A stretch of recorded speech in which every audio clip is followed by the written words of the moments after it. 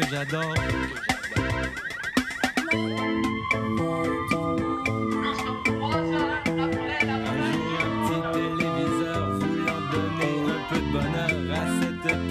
Société décide de lui annoncer la fin du monde est à 7 heures. On voit les signes avant-coureurs. Vous pouvez faire ce que ça vous chante. Vous pouvez faire ce que ça vous tente. Bonne fin du monde et bon début de semaine, mesdames et messieurs. Tout d'abord, des nouvelles de moi. Je veux jouer! Je veux jouer, je veux jouer, je veux jouer. Je suis un homme jeune. J'ai toute la vie devant moi. J'ai envie de m'amuser. Mon Dieu, qu'on m'apporte une balle de laine. Je suis un chaton. Et ce soir, on joue à « Je me colle un nom sur le front et je devine c'est qui » de Kenner. Après tout, j'ai le droit. Pierre Bourgault m'aime. Bon, il aime aussi Yannick Margeau, là, mais bon, on peut pas être parfait. Alors, je me colle un nom sur le front et je devine c'est qui. Ça, c'est la chanson thème. C'est fou, c'est jeune, c'est délirant et c'est un jeu savant. Hi-ha! Alors, on commence. 5 piastres le point, les coins comptent triple et la quinella vaut le double. OK? Alors, je prends un nom au hasard, celui-là, comme ça. OK. On commence. Suis-je un homme ou une femme? Ben, suis-je une femme? Ben là, répondez baptême, on se rendra pas loin avec ça. C'est un jeu de participation. Participez, bâtard. Suis-je une femme, un homme, une chaise, une cironde? L'insoutenable légèreté de l'être, un téléthéâtre de Myridaise? Oh, Seigneur, je sais pas. Je mange-tu? OK, mettons, je mange. Je mange quoi? Si je mange, est-ce que j'avale? Ben, ça se pose comme question. Je sens comme un malaise. OK, je vais changer de nom. Prendre un autre nom. On prend ce nom-là. Oh boy! Oh, ça, c'est un long nom, ça. Alors, est-ce que je suis I, la comédie musicale? Est-ce que je mange? Est-ce que je me fais à manger ou je me fais venir? Hey, vous m'aidez pas beaucoup, hein? Il y a beaucoup de lettres là-dessus, par exemple. Essayez de trouver ça tout seul. Ça fait à peu près... Bon, mettons 1 pouce par lettre. Ça fait à peu près... Oh boy, une quarantaine de lettres. Lise Dion. Stéphane Dion. Les jumelles Dion. Ou les sœurs de Céline Dion, c'est-à-dire Angéma, Punaise, Tricycle, Dolores, Cortisone et Baklava? C'est pas ça. Hey, vous êtes pas game, hein? Vous êtes pas game du tout, on arrête ça. Le Journal de Montréal nous présentait ce matin en page 23 un exemple parfait du génie inventif québécois. Tu veux savoir la joke? Compose le 1-900-870-JOKE pour 2 piastres. Voici ce que ça donnait. Pour 1,98 $, on peut vous la dire, la joke. Mais tiens ça mort!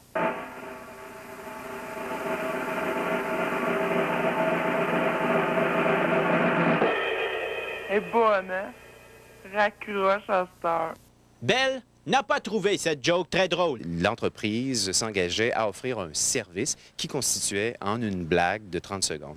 Or, ce matin, nous-mêmes, en composant le numéro, nous avons constaté que finalement, il n'y avait pas de blague. Comme JE, LFDM est à 7H et donc parti à la recherche de ce nouveau farceur. Sauf que nous, après de nombreuses recherches, on l'a trouvé! Mais la joke, je la faisais, c'était pour faire rire les gens. Bon, tu fais une ligne de joke, tu fais rire les gens, ça coûte pas 2 piastres pour avoir un petit sourire un matin que tu te lèves de mauvaise humeur. Là.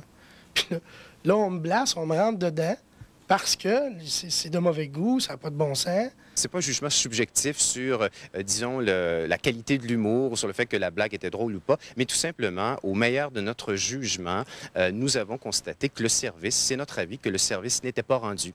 C'est pas de la fraude, c'est une joke. Il y en a qui vont dire qu'il y a de mauvais goût, il y en a d'autres qui vont en trouver drôle, mais c'est une joke. C'est pas de la fraude. Oui, voilà, à 9h35 ce matin, Bell Canada a pris la décision d'interrompre l'accès de ce service-là au numéro, au service téléphonique 1-900, effectivement. Ben, vois-tu, une pleine page comme ça dans le Journal de Montréal, c'est 12 000 $. Fait qu'aujourd'hui, finalement, la personne qui risque de moins trouver drôle la joke, c'est toi. C'est niaiseux à dire, mais je la trouve encore drôle. Là. C'est mon portefeuille qui la trouve moins drôle, mais si tu veux. L'Église baptiste américaine, ayant anéanti toutes les filles mères et les couples en union libre, décide de s'attaquer maintenant à un autre grand cheval de bataille, l'homosexualité. Ces ultra-conservateurs offrent en effet depuis ce week-end au Tennessee des cours visant à guérir de leur fifitude et de leur moumounerie les gays. On a notamment fait appel à des experts en virilité, provenant entre autres des forces armées, pour procéder à des exercices de déshomosexualisation. OK! Pour pas d'être gay, c'est facile! Pour pas d'être gay, t'as rien qu'à enlever le I! Pour d'être un gars, OK! Lâche ton bout! Pour d'être un gars, on lâche notre bout! Hey, ton bout! Hey, le bout! Hey!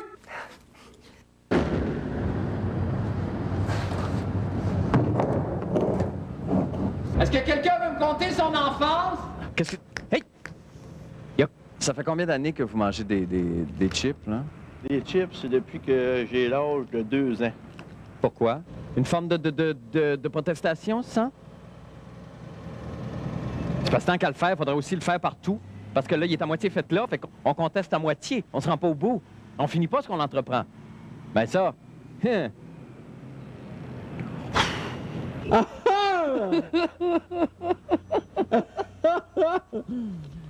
Hey, fait du bien de rire, hein? Mais ça... Oh. Un bon chalet? Laissez-vous flatter, laissez-vous flatter. Ça va sortir le méchant. Laissez-vous flatter. Oui, oui, laissez-vous flatter, c'est correct.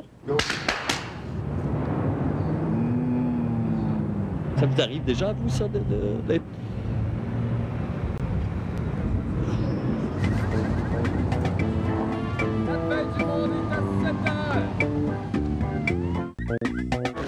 Je m'appelle Roger Laframboise et je parle comme ça. Ah oui, donne la baquette, ah oui, la baquette, ah oui, la baquette, moi, tu la bonne femme. J'arrive bien sous à la maison. Ah oui, la créature, ah oui, ben là, m'a planté la bonne femme, ah oui, ben voyons, qu'est-ce qui se passe? Pas aller avec toi, ben voyons, fais pitié. Ah ben, là, je trouve une pilule.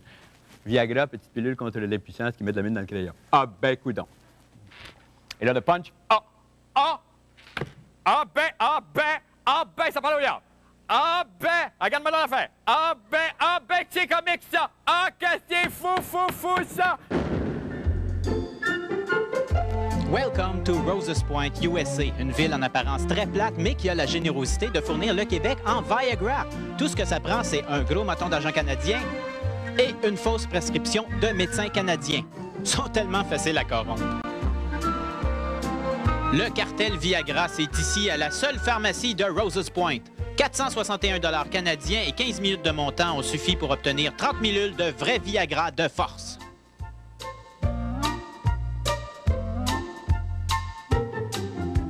Non, cette fois, il ne s'agissait pas de se promener avec un débouche-toilette dans les culottes à Plattsburgh, mais de tester véritablement et scientifiquement le vrai Viagra sur moi-même. Mes premières secondes sur le Viagra furent quelque peu angoissantes, mais les travaux pratiques purent commencer. Tout d'abord, il est effectivement vrai que le Viagra n'a aucun effet en absence de stimuli. Toutefois, si on ajoute des stimuli en bikini, c'est une autre histoire. Ne restait plus qu'à tester la puissance du Viagra. Le protocole expérimental était simple, confronter ma clarinette en érection à l'eau frette de la côte est américaine. Qui serait le plus fort, le Viagra ou l'eau à 4 degrés Celsius? Jugez par vous-même. Un test tellement convaincant que je décidai de passer à la deuxième phase expérimentale, in libido, et de distribuer mes 29 pilules restantes de bonheur raide dans la colonie artistique.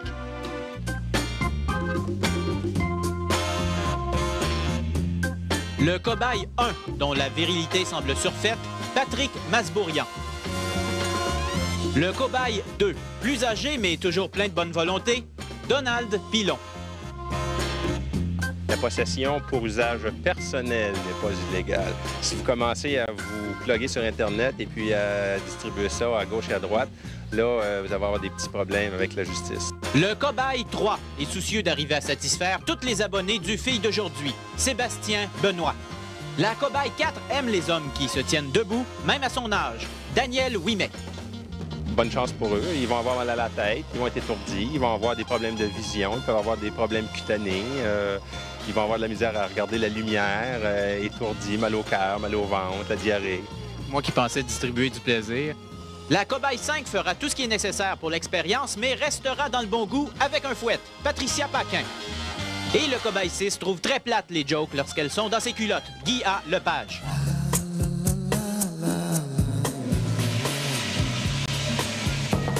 Puis Guy, tu l'as-tu essayé? Pardon? Tu l'as-tu essayé, le Viagra, finalement? 8h30, puisque ça prend 1 heure. Monsieur prend la pilule au restaurant, tout le monde a été témoin, nous nous en allons triomphant vers la maison. Peut-être 5 minutes après que j'ai pris la pilule, Je me suis senti très relax. Au moment où je te parle, je suis sur le Viagra. Puis, ben attends une minute, là, y a toujours rien. À 10 heures, je me lève, je ferme la télévision. Monsieur dormait. C'était très positif. Ça a très bien fonctionné. Au bout d'une heure, chance qu'il n'a pas passé un collier dans le ruelle. 1h15 à peu près après avoir pris la pilule. Gros mal de tête, bloqué aussi au niveau des sinus. C'est resté comme ça. Monsieur s'est réveillé à 1h du matin en disant « J'ai mal au cœur ». Eh bien, laissez-moi vous dire que monsieur fait partie des 2 % dont les effets secondaires sont très percutants chez lui. Monsieur a eu mal à la tête et monsieur a eu mal au cœur toute la nuit. J'ai pas dormi à cause de Viagra, mais pas pour les bonnes raisons. Et on a eu peur un petit peu des effets secondaires, puis donc on a préféré passer à côté. C'est lui qui a eu le mot final hier en disant ceci: « Cette pilule rend l'homme semblable à la femme. J'en ai pas besoin. » La fin du monde est à 7 heures.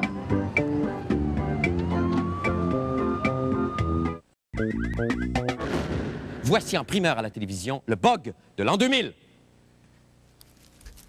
Je suis le bug de l'an 2000. Whiz, whiz, whiz, whiz. Je suis dangereux quand je me tortille. Whiz, whiz. Whiz, whiz.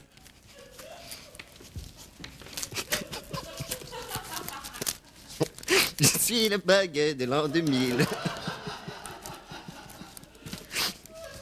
Whiz, whiz. Whiz, whiz. Non, vous étiez pas... Excusez-moi, vous étiez pas une étoile filante la semaine passée? C'est mon frère. Ah! Whiz, whiz.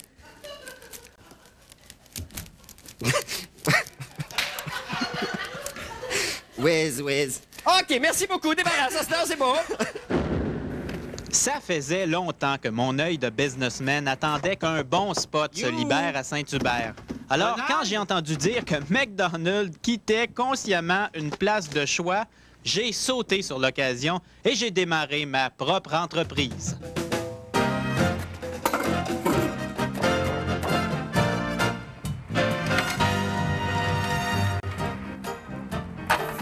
Le ketchup, la bouffe, le spot, me semble qu'il manque quelque chose. Ah, tu veux travailler? Toi, va me chercher des clients. Bienvenue chez Jean-René Patate, madame.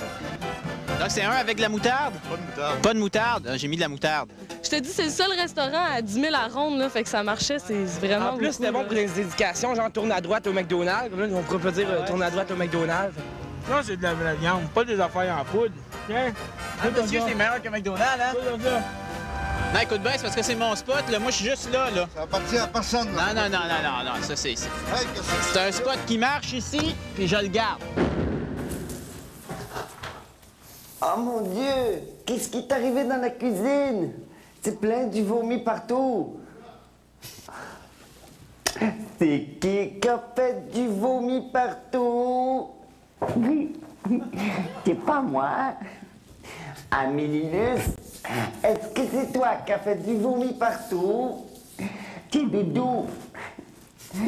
Doudou. Doudou, la poupée qui renvoie. Car maman, c'est Doudou qui renvoie. Doudou, la poupée qui renvoie pour apprendre des affaires aux petits. Doudou. Oh, maman, qu'est-ce qu'il y a, mon amour? Doudou, voilà, j'ai fait un petit vomi. Quand t'as fait un petit vomi, on dit pas un petit vomi. On dit qu'elle a régorgé. Doudou, la poupée qui renvoie. Je t'aime, Doudou. Maman, tu n'aimes-tu Doudou? Moi aussi, je l'aime, Doudou. Et je t'aime.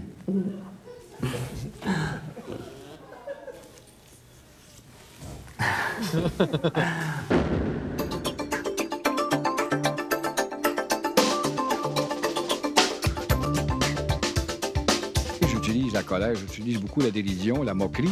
La colère, elle est bien mesurée, ma colère. Elle est calculée. Elle est souvent actée, ma colère. Quel chez le diable, on m'en fous. Je méprise ces gens-là. Je leur rends aussi bien qu'ils peuvent me mépriser. La Fédération des bonnes femmes, puis la Rose, puis la CEQ, puis les maudites bonnes femmes qui nous mènent dans la société, mon cher monsieur. Il y en a qui disent, plus t'es coléreux. Faut me connaître dans le privé pour savoir que je suis pas un gars coléreux du tout. Je dis ce que je pense. Ce qui est très vilain de nos jours, faut fermer sa gueule. Faut se la fermer, sans ça. On est catalogué. La preuve, vous venez de voir dans ma propre maison pour me dire des conneries. Ah, il paraît que vous êtes colérique. C'est pas vrai! Merde alors.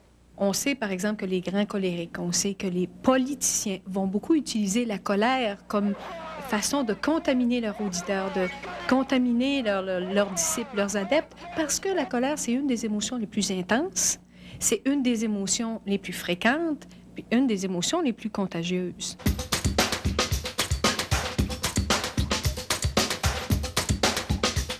Qu'elle soit calculée ou pas, la colère choque toujours la moitié de l'auditoire. L'autre moitié va dire « Bravo, il est courageux, il fait bien ». Non, il n'y a que les cons qui me fatiguent. Là, je le rentrerai dans l'art, ça serait pas long.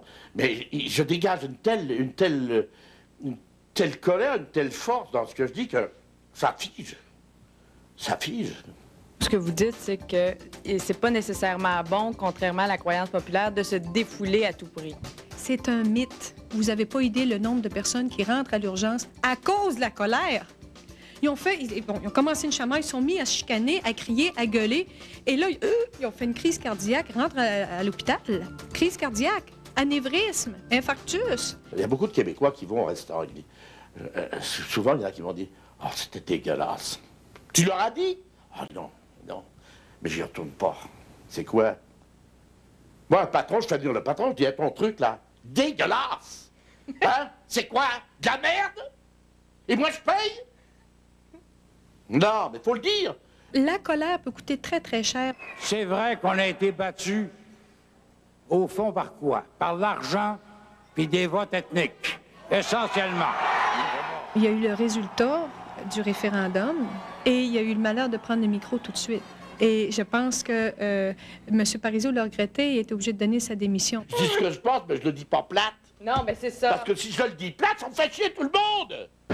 Voici des individus qui gravitent autour de Théodore.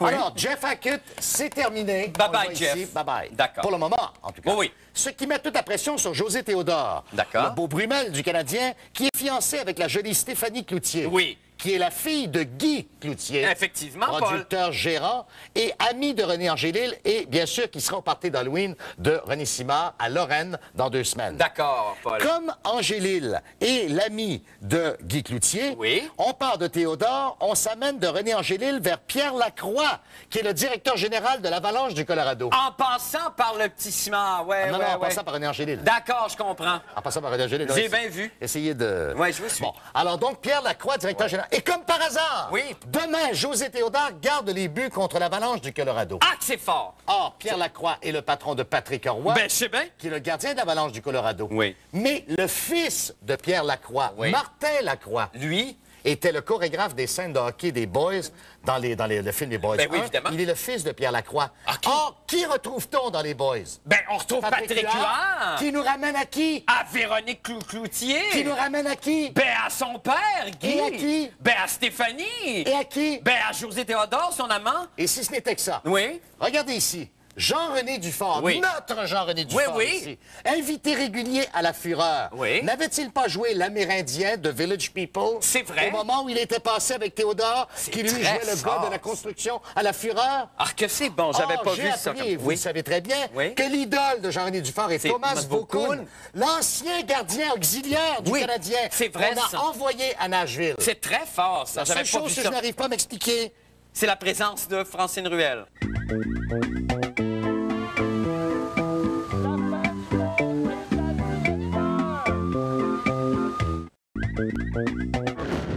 On aime se sentir en sécurité quand même et espérer ne pas trouver une bombe chez soi. Bien, je pense qu'à 4 saisons, là-dessus, on est privilégié et j'ai d'ailleurs fait le test un petit peu plus tôt cette semaine à la guérite du stationnement de 4 saisons afin de vérifier l'extraordinaire étanchéité de notre système de protection à 4 saisons. On regarde tout de suite ce que ça donne.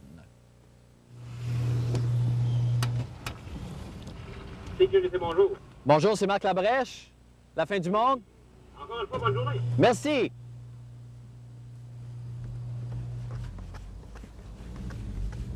Sécurité, bonjour. Karine, la fin du monde est à 7 heures. Oui, bonne journée. Bonne journée.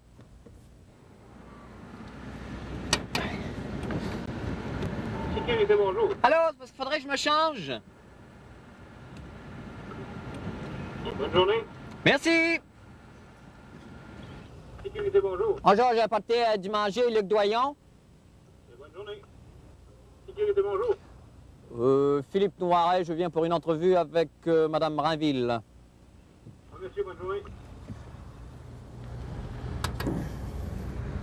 Sécurité, bonjour. Bonjour, je viens rencontrer Aline Desjardins pour Femme d'aujourd'hui. Oui, madame, vous savez à quel endroit vous dirigez? Oui. Bonne journée. Merci à vous. Sécurité, bonjour. Bonjour, j'ai les pieds plats. Bonne journée. Sécurité, bonjour. Hé, là, c'est moi qui viens poser la petite bombe. C'est là, ça? On fait cuire? Oui. Bonne journée. Merci.